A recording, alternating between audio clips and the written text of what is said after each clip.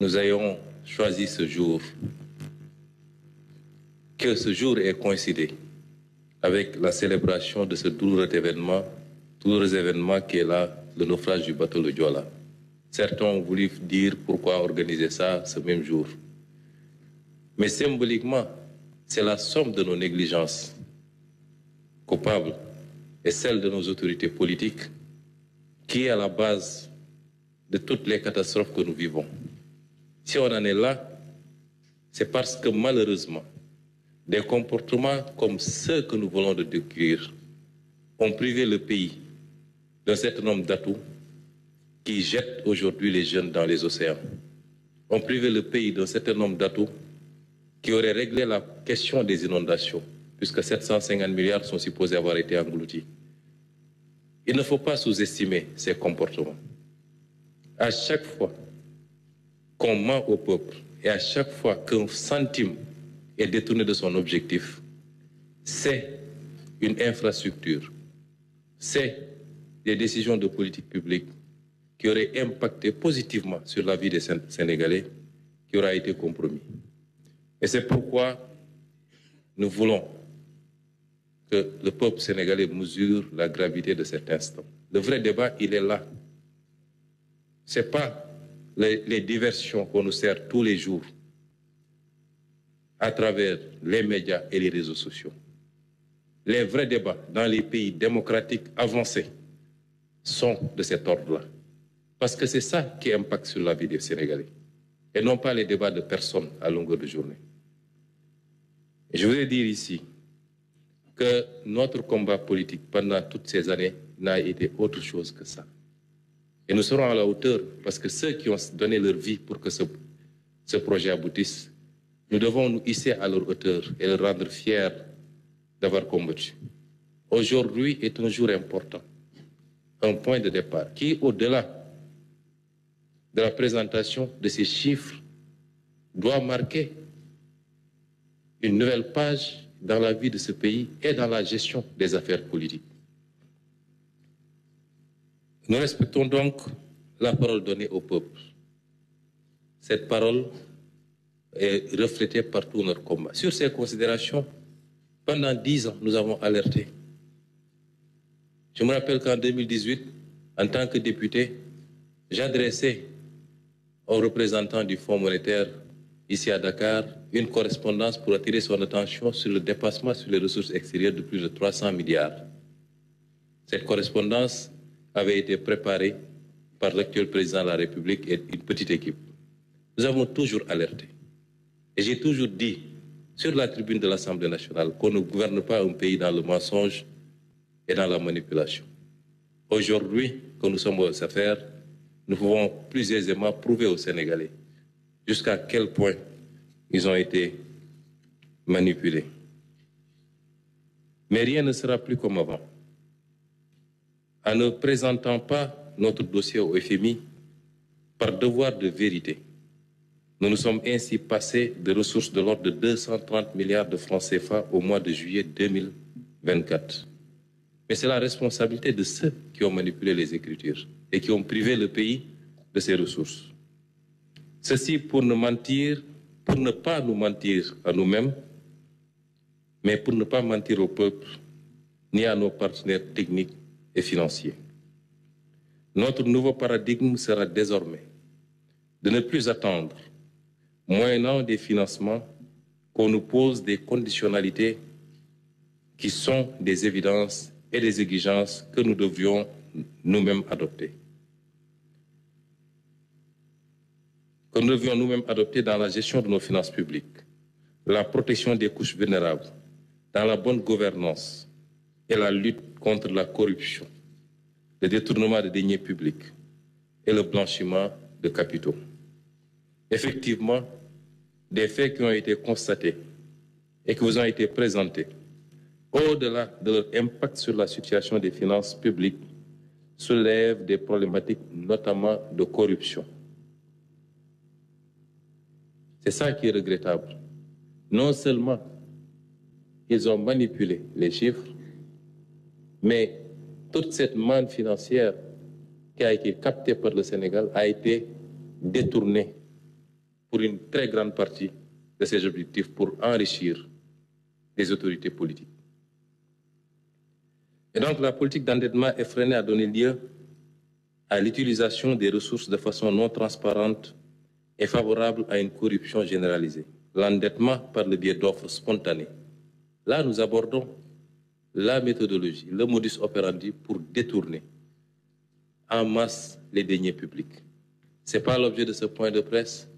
Et ultérieurement, comme je l'ai dit, sur chacune des questions qui sera évoquée, des ministres et des directeurs généraux viendront faire la situation détaillée. Mais le recours spontané, quasi spontané, à la méthode des offres spontanées d'investisseurs dans des conditions nébuleuses et l'utilisation abusive du secret défense. Plus de 2500 milliards ont été dépensés ces 4 dernières années sous le sceau du secret défense pour échapper aux règles des marchés publics. Et bonjour les dégâts. Et donc toutes ces pratiques ont facilité la corruption. Plus de 25 000 milliards de CFA ont été mobilisés, offrant un champ illimité à toutes les dérives. De telles pratiques, y compris celles consistant à contracter des crédits bancaires hors du circuit de contrôle budgétaire, ouvrent la voie des dérives dans l'utilisation discrétionnaire des ressources.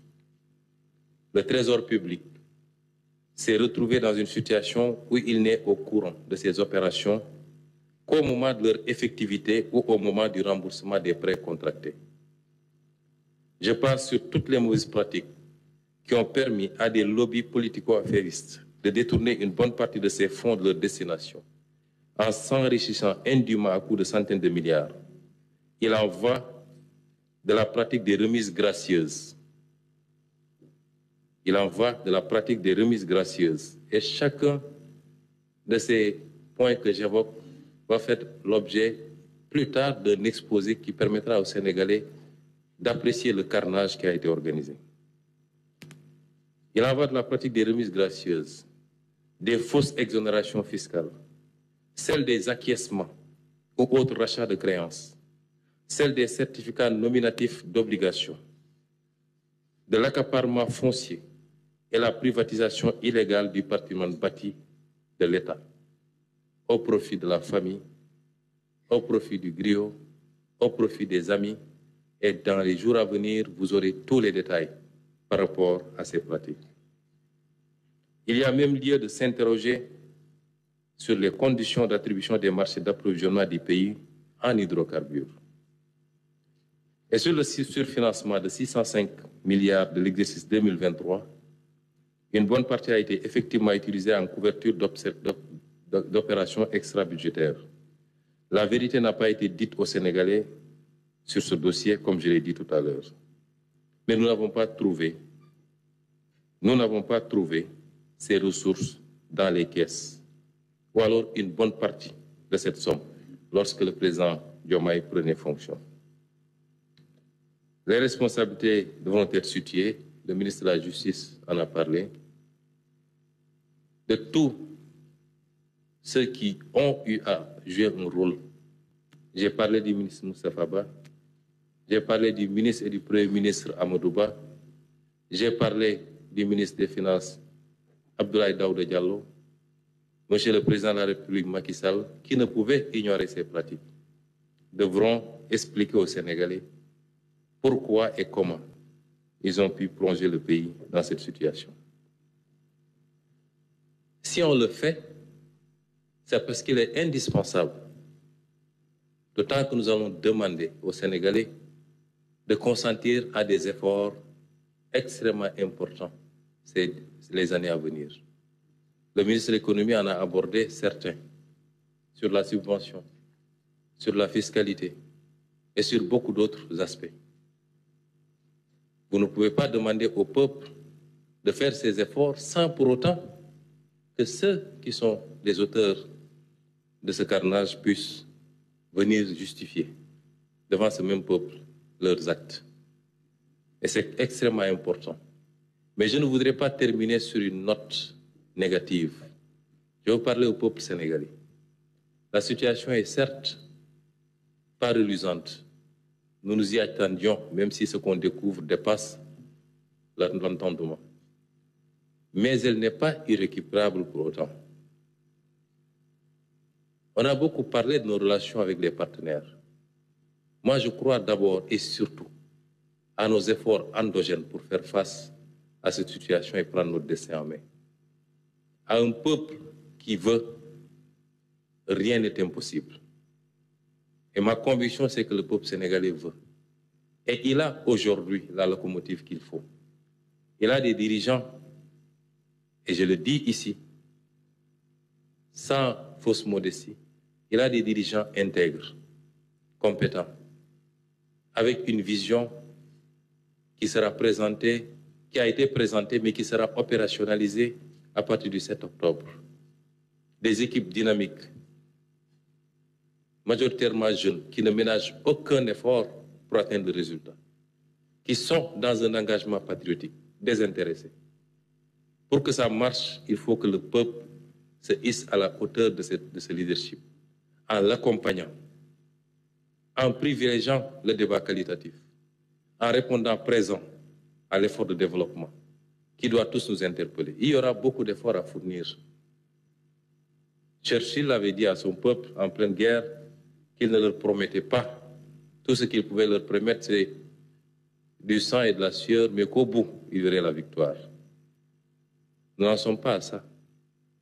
Nous demandons simplement au peuple de consentir un tant soit peu de sacrifice, chacun et chacune d'entre nous.